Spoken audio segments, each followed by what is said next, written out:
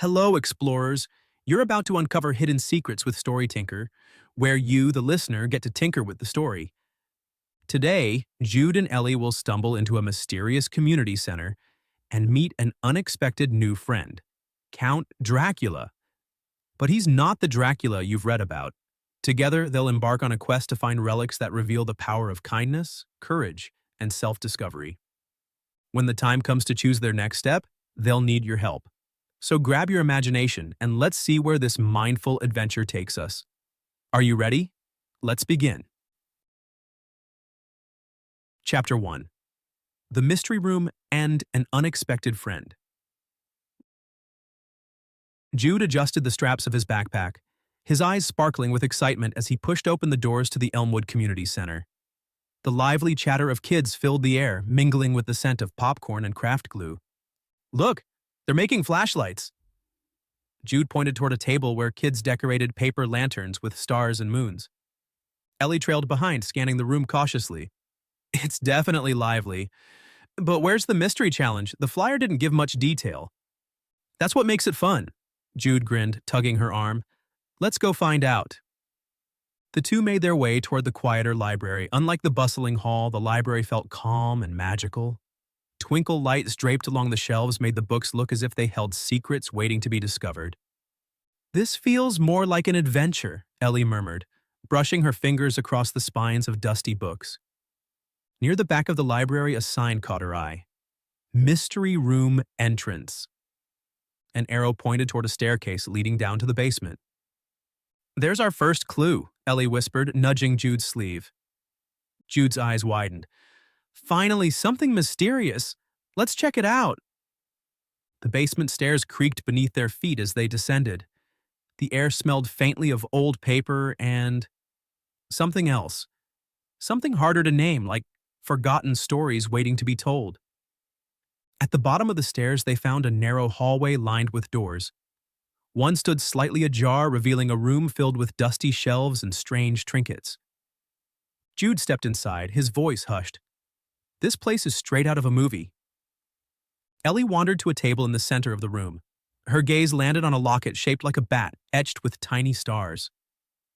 What's this? She asked, picking it up carefully. Open it. Jude leaned in, eyes wide with curiosity. Ellie hesitated for a moment before clicking the locket open. A sudden whoosh of air escaped, sending nearby book pages fluttering. The room grew colder and a faint sound like rustling leaves filled the space. Ellie shivered. Did you hear that? Before Jude could respond, a shadow stirred in the corner. Slowly, a tall figure stepped out of the darkness. Cloaked in black, his tousled hair framed wide, uncertain eyes. Oh, visitors? The figure gasped, wringing his hands. I wasn't expecting anyone. I'm not very good with surprises. Ellie clutched the locket tighter. Who are you? The figure adjusted his cape nervously. I am Count Dracula. Jude's jaw dropped. Wait, the Dracula? The Count gave a small nod. I suppose, but I'm not what the stories say.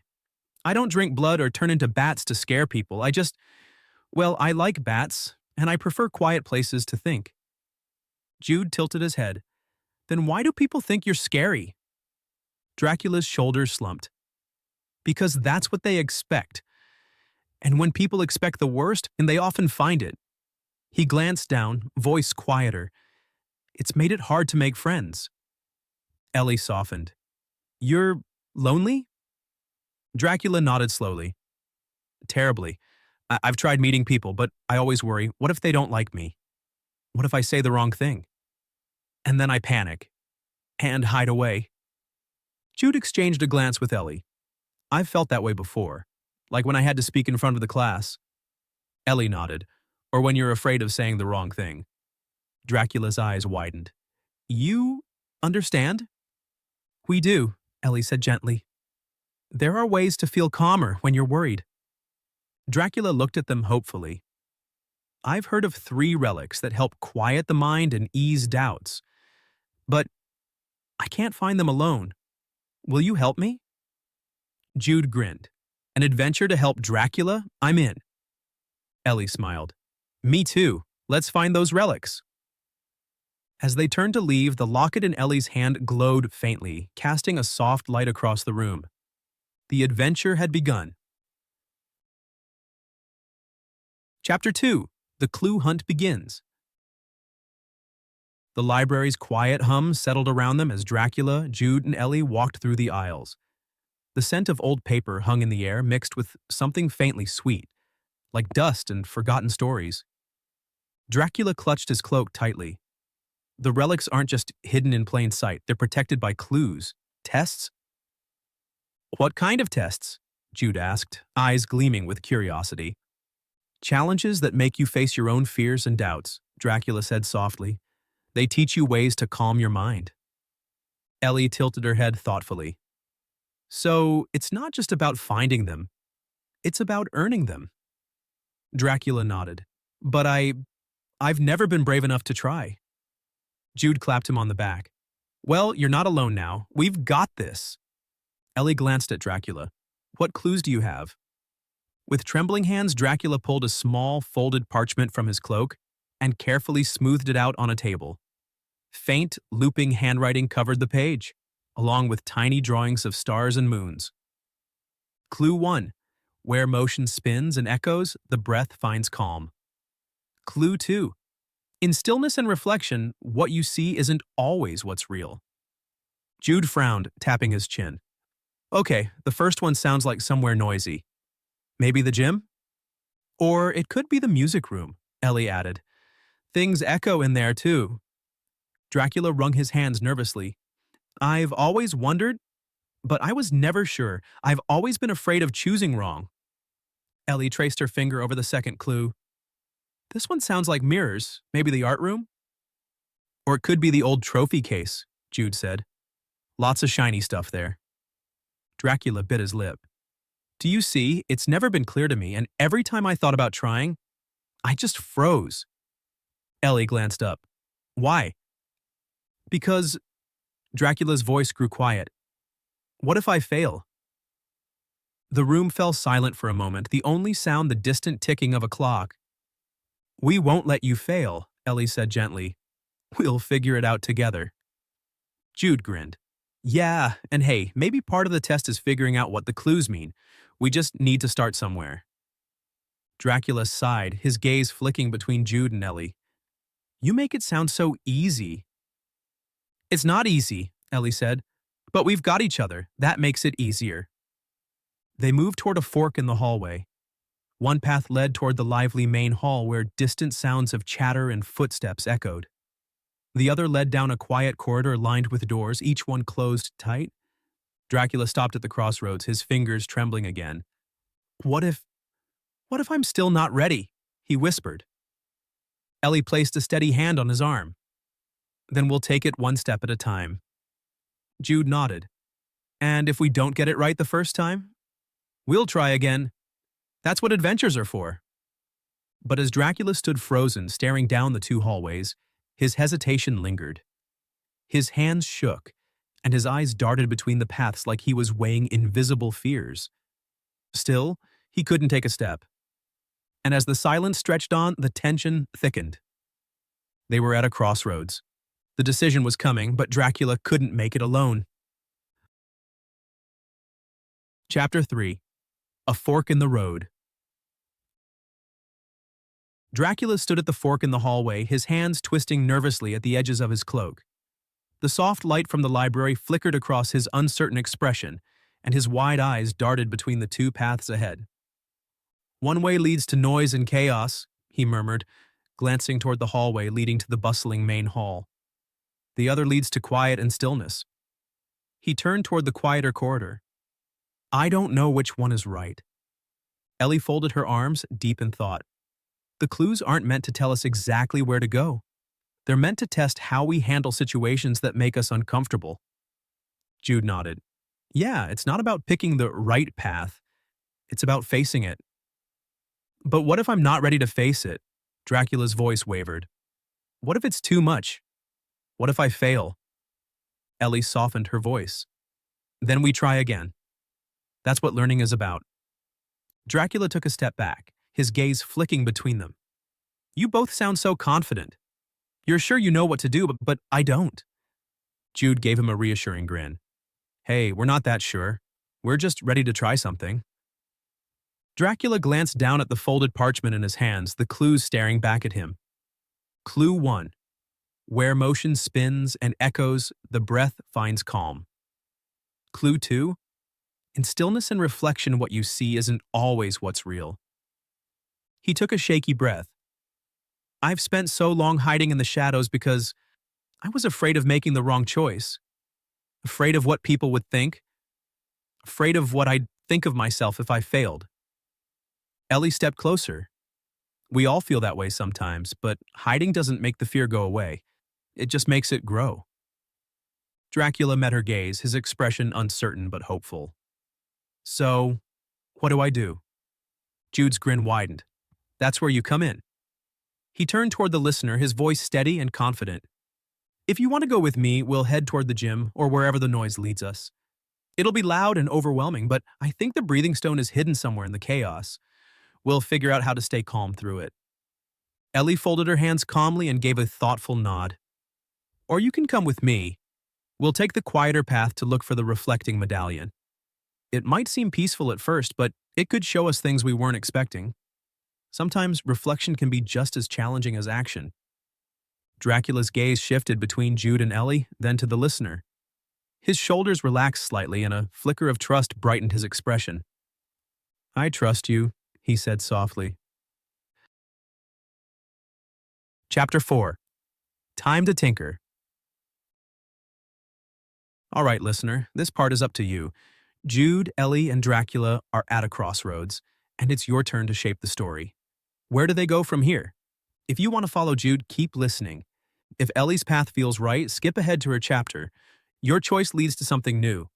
There's no right or wrong way to go, just discoveries waiting to be made. So what will you choose? Chapter 5, Jude's Path, Into the Chaos. Jude pushed open the doors to the gym, and a wave of sound hit them like a thunderclap. Balls bounced off the walls, sneakers squeaked across the floor, and kids called out to one another as they ran relay races. The noise echoed endlessly, filling every corner of the vast space. Dracula stopped at the entrance, his eyes wide as he took a step back. It's loud, he murmured, clutching his cloak tightly. Very loud. Jude grinned, stepping further inside. Yeah, it's a lot, but we've got this. He glanced over his shoulder at Dracula. Come on. Dracula hesitated, lingering in the doorway. The noise. It feels like it's pressing down on me. I can't think. Ellie, who had followed quietly behind, nodded. It's overwhelming, but maybe that's part of the test. She looked toward Jude. What do you think we're looking for? Jude scanned the room. In the far corner, on a raised platform, he spotted something glowing faintly. A soft, blue light that pulsed like a heartbeat. There, he said, pointing. That's got to be it. Dracula took a cautious step inside. But how do we get to it? There's too much going on. Jude stepped in front of Dracula, his voice steady. We focus. Dracula shook his head. I've never been good at that. The noise is too much. It feels like it's closing in. Jude looked Dracula in the eye. Okay, let's try something. He took a deep breath in through his nose, held it for a moment, then slowly let it out through his mouth. Breathing? Dracula asked, confused. Yeah, Jude said. When things feel too loud or too crazy, you don't try to make it stop. You focus on your breath. It keeps you steady. Dracula hesitated, then mirrored Jude's movements. In through your nose, Jude said softly. Dracula took a shaky breath in. Hold it. Dracula held his breath. Now out through your mouth. Dracula exhaled slowly, his hands shaking a little less. They repeated the process together, the noise of the gym fading into the background as they focused on their breathing. Dracula's shoulders relaxed. It's working. See? Jude grinned. It's not about making the noise go away, it's about staying calm even when it's still there. With renewed confidence, Dracula took another deep breath and walked toward the glowing light. As they approached, the noise around them seemed to soften. Dracula reached out and gently touched the blue stone on the platform. It shimmered in his hand, glowing brighter for a moment before dimming again. "The breathing stone," Ellie said softly. "You did it." Dracula stared at the stone, his expression full of wonder. "I never thought I could stay calm in a place like this." Jude clapped him on the back. "You should be proud of yourself. You just needed to find your balance." Dracula held the stone close to his chest, his smile growing. "Thank you, both of you. I'm ready for what's next." As they left the gym, the faint glow of the stone followed them, a soft reminder. Calm the mind, and the heart will follow. Dracula took another deep breath and then looked towards the listener. "Ah, you're still here. You've seen how Jude helped me focus on my breathing. But there's another way to see this story through." He gave a thoughtful nod. "If you want to tinker with things a little more, keep listening to explore Ellie's reflective approach in the next chapter. Or you can jump forward and skip ahead to see how everything comes together." Chapter 6. Ellie's Path, Reflections and Truths.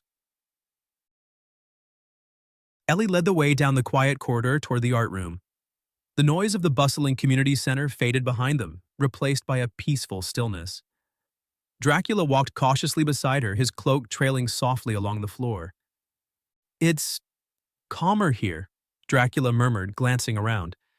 "But it almost feels too quiet, like something's waiting."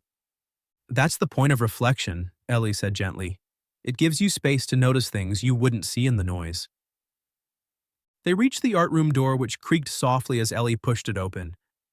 The room was cozy and peaceful, with shelves full of paints, brushes, and sculptures. Unfinished projects sat on tables, and twinkle lights draped across the ceiling gave the space a soft glow. Dracula stepped inside hesitantly. "It's beautiful," he whispered. "But where's the relic?" Ellie scanned the room. Her eyes landed on an ornate mirror resting on an easel at the far end of the room. Its frame was carved with swirling patterns of stars and moons, and the glass shimmered faintly as though it was more than just a mirror. "There," Ellie said, pointing. "That has to be it."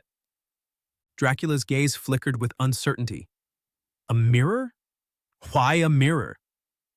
Ellie approached it slowly, her reflection rippling in the glass. "Maybe it's not about what we see on the outside, but what we see in ourselves." Dracula hung back, his fingers fidgeting with his cloak. I don't know if I want to look." Jude, who had followed quietly, stepped closer. "Why not?" Dracula took a shaky breath. "Because I'm afraid of what it will show me. People have seen me as a monster for so long. What if that's all I am?" Ellie turned to him, her expression kind but firm. "What would you say to someone else who felt that way?" Dracula blinked, startled by the question. "I'd tell them they're more than their fears, that they're not defined by what others think." "Then say it to yourself," Ellie said softly. Dracula hesitated, then took a step toward the mirror. As he stood in front of it, the glass shimmered, rippling like water. At first, his reflection showed exactly what he expected, a cloaked figure with a shadowed face. But slowly the image began to change. The reflection shifted to show a younger Dracula standing outside a grand hall, watching through a window as people danced and laughed inside. He was alone, looking unsure and distant. "I remember that night," Dracula whispered. "I thought I didn't belong." The image changed again, showing an older Dracula sitting alone in a dark room, clutching his chest as though shielding himself from the world. "I've spent so long hiding," Dracula said quietly. "It's all I've ever known." Ellie stepped beside him. "You've spent so much time hiding from the world. Maybe it's time to see yourself clearly." Dracula stared into the mirror, his voice trembling. "I don't know if I can." "You can," Ellie said gently. "We're here with you." Taking a deep breath, Dracula focused on his reflection. His voice was quiet but steady. "I am more than my fears.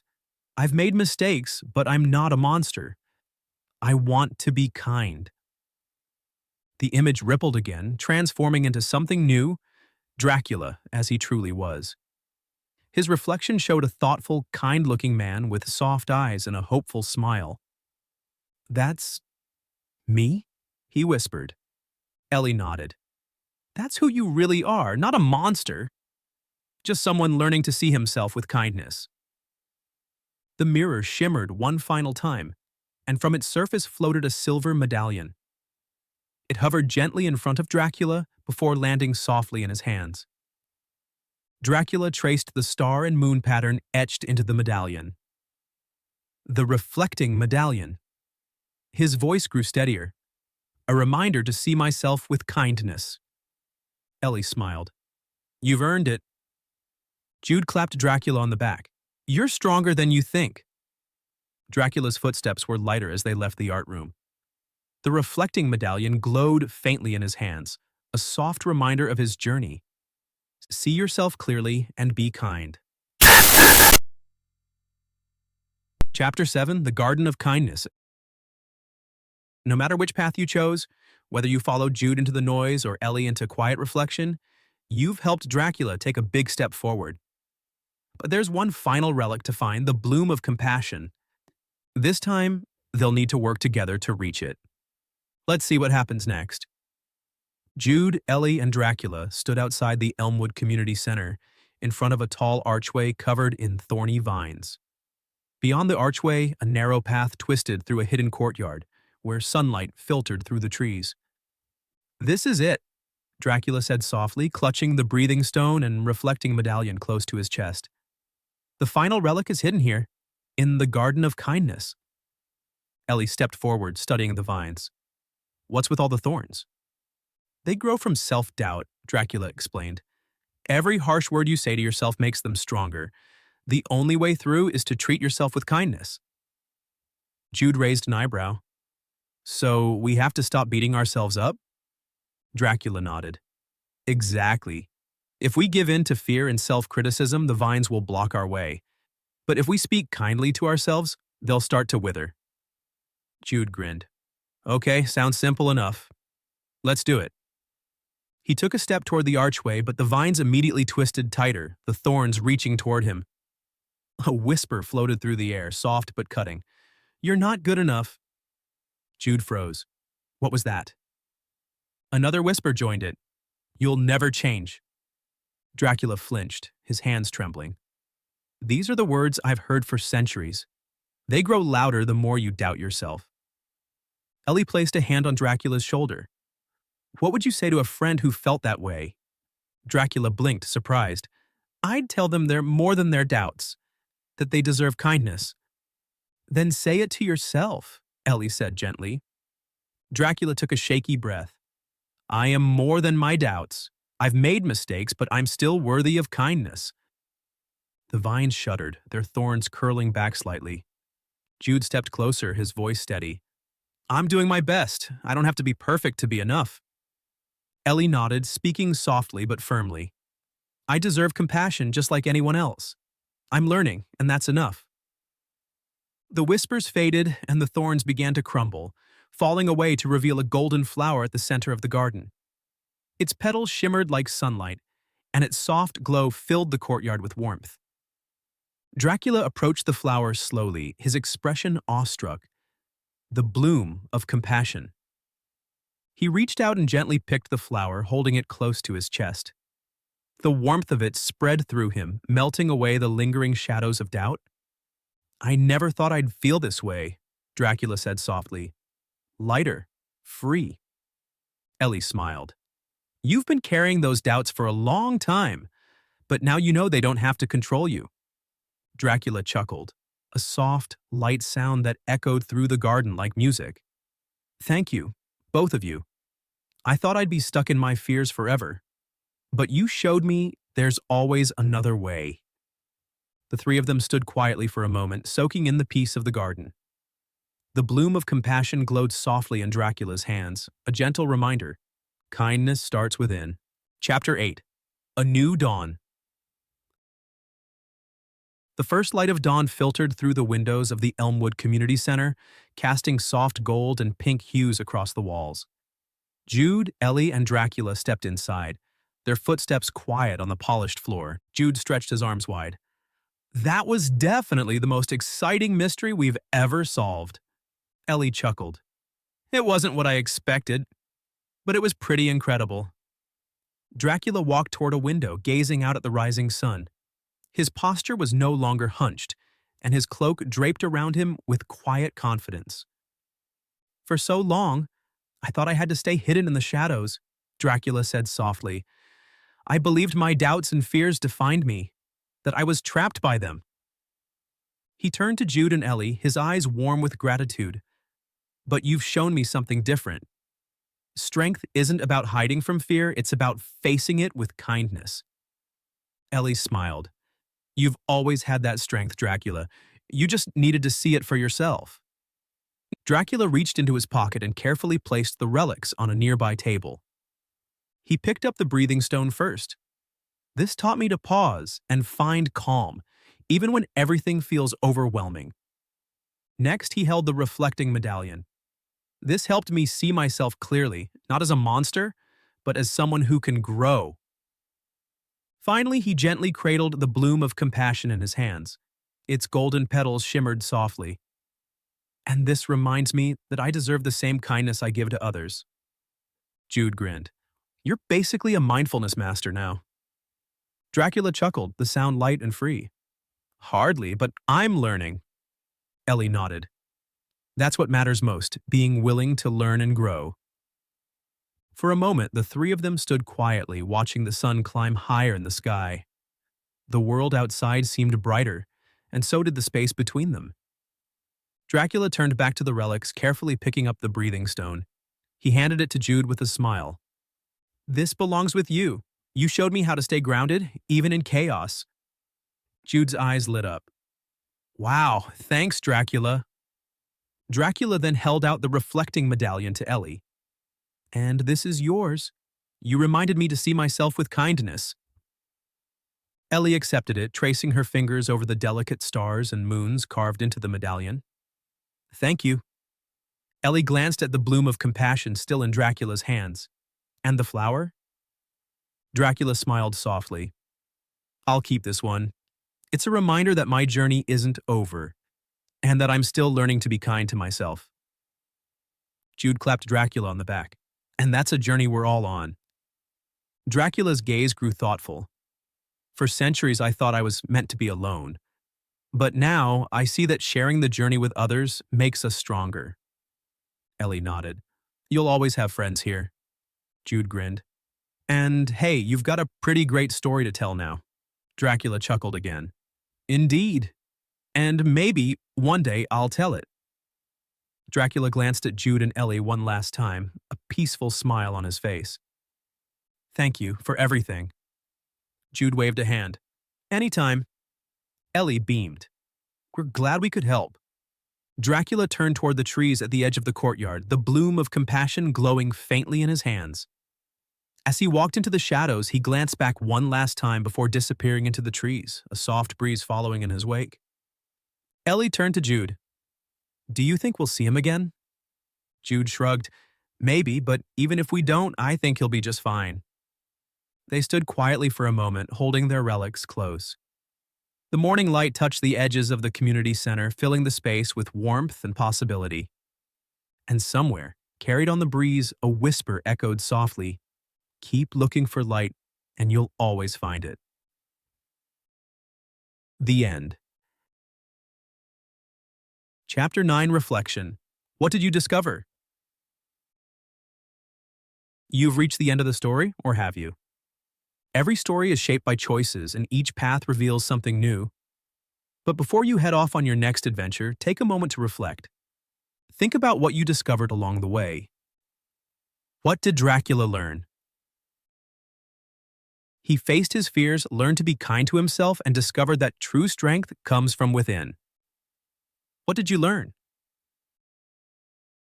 Did you find a way to stay calm when things felt overwhelming, like the breathing stone teaches? Did you see yourself more clearly, as the reflecting medallion shows? Or did you realize that kindness starts within, just like the bloom of compassion? Now, think about your next adventure. What challenges will you face? What choices will you make? And how will you remind yourself to be kind, brave, and true to who you are? Fun facts about the story. Bats are heroes. Did you know that bats are nature's pest controllers? A single bat can eat thousands of mosquitoes in one night. They also help plants grow by pollinating flowers and spreading seeds. So, like Dracula, bats play an important role in making the world a better place. Mindful breathing has ancient roots. The technique of taking deep breaths to calm your mind has been around for thousands of years.